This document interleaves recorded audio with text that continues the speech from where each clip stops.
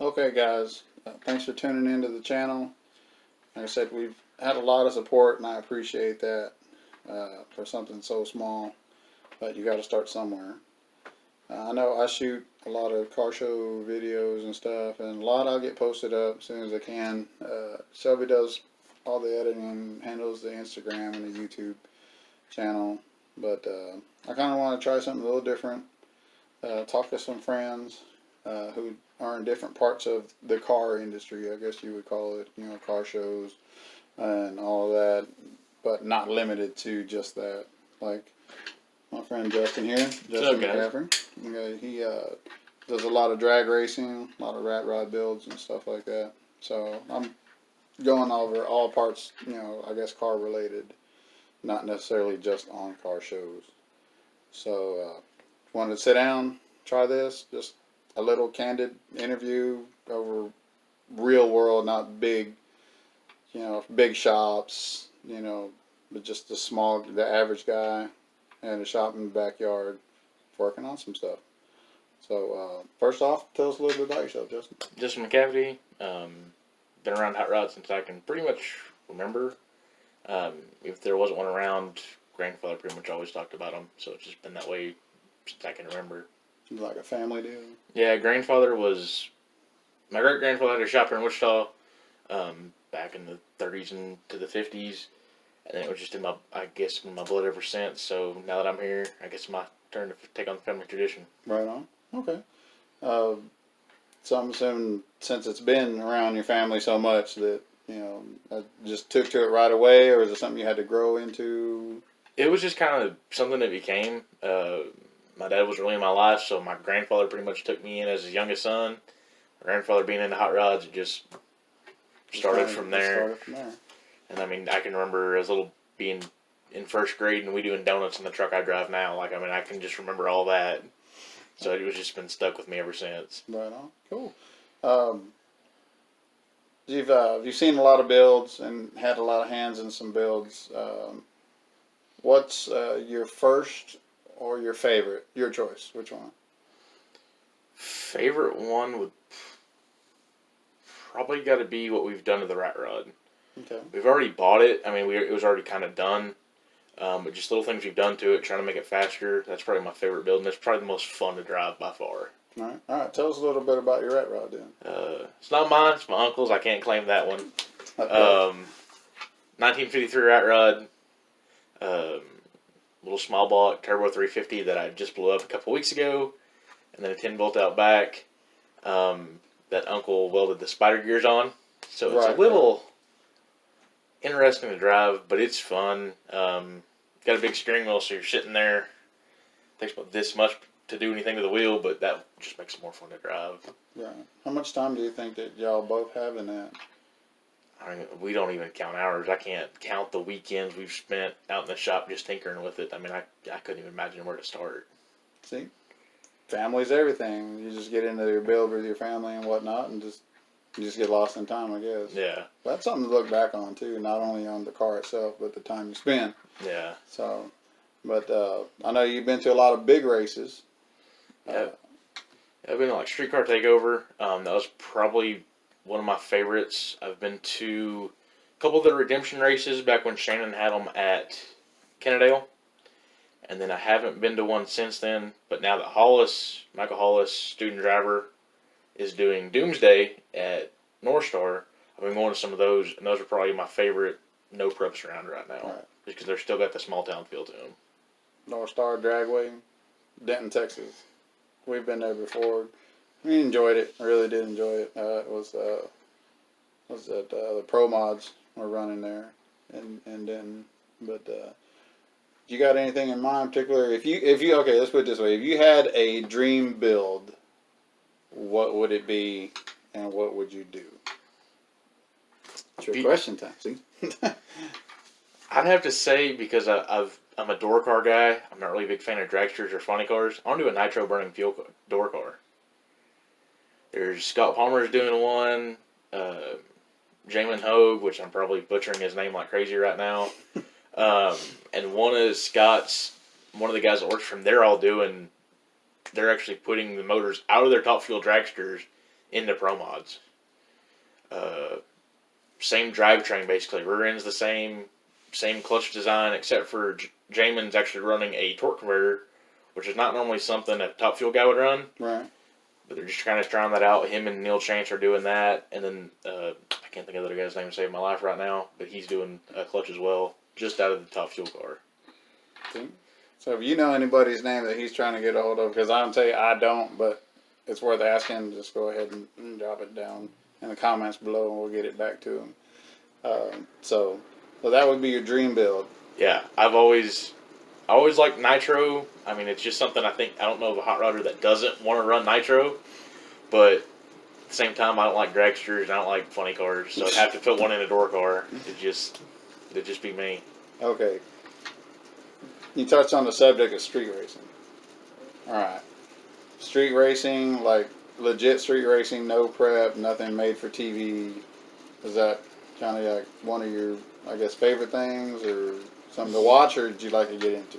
I'm trying to get into it with the Camaro. Me and my uncle are building a 92 Camaro. Small block on nitrous. Not really anything crazy. Still going to bracket race pretty much every weekend. And dabble in the streets a little bit. We actually bought the car from a guy named J.B. Ripito in Oklahoma. Okay. Pretty much kind of a local legend in there for being a street racer. And in Sayre, Oklahoma, they actually block off the street once a month to have legal street races in an industrial park. Okay. And that's, tell them where that's at. Yeah, Sayre, Oklahoma. Sayre Street Races. If y'all watch Street Outlaws, it's where Shane actually rolls the Vega on the street. That is actually taped at Sayre Street Races. Oh, the made-for-TV races. Yeah. Saying. Okay. But that was, I guess they made a deal to do some episodes there, just kind of one little race, but they actually don't tape it there. It was just doing some testing out there, and I can't remember. He was racing someone else that's normally not on the show, and he rolled the car out there. Okay. But he's also another guy that's been racing out in Sayre and all that area for a long time now. Okay. Like me personally, I'm not a huge fan of the Street Outlaws thing because of, well, my opinion is it's a produced race. You know, they close it down, put this huge production team together, and to me that's not street racing. But that's my opinion. Not everybody else's cup of tea, I guess. Some people argue tooth and nail over, it's real street racing. Okay, that's okay. So, like I said, I'm not a huge fan of it. Just like the no prep, cash days, that's kind of what I like. So. Yeah, I kind of look at Street Outlaws kind of like I don't know how to put it, a controlled environment street race.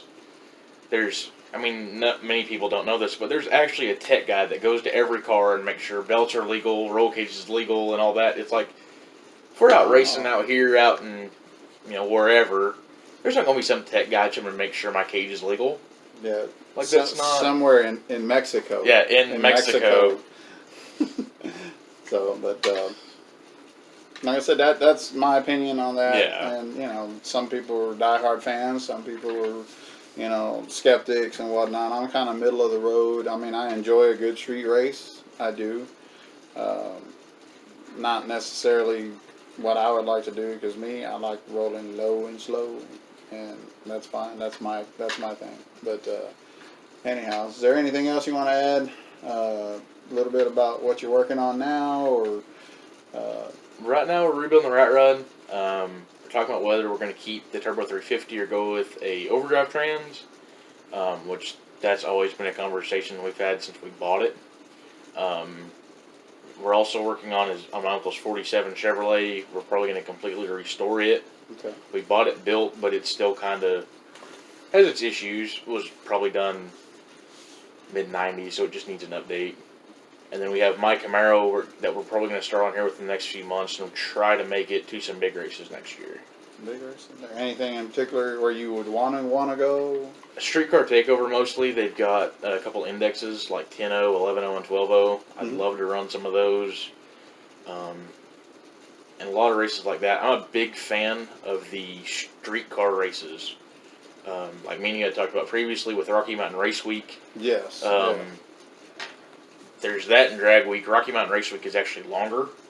It's 7 days with 2 drive days, 4 tracks, and you have to drive your car track to track.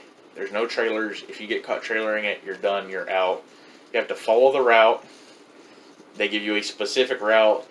There was even one rule last year in a roundabout that you have to go around the roundabout twice. Okay. And they will actually disqualify you if you don't. You have to follow the rules for the route to a T.